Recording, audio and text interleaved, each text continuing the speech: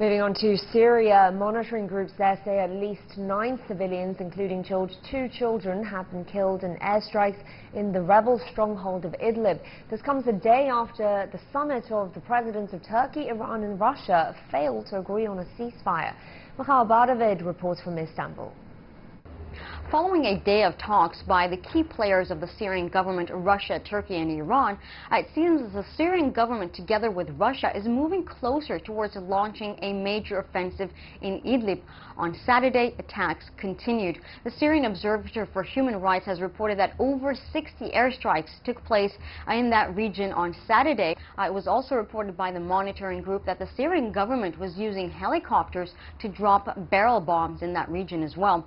There was also a report by the state-run Syrian television stating that the attacks by the Syrian government were in retaliation to overnight attacks by rebel forces in that region. So it seems that these attacks are just a preview of what is yet to come, and it's important to note that there are over 3 million people living in Idlib right now. Some are bracing themselves for a potential attack, making some kind of preparations around their homes, and others are expected to flee once the offensive is launched. And there was a statement made by the Turkish Foreign Minister Mevlut Çavuşoğlu, a warning of a possibility of a humanitarian tragedy. He also stated that if thousands, as they expect, head towards the Turkish border, that they believe that a refugee influx will affect both Turkey and Europe as well.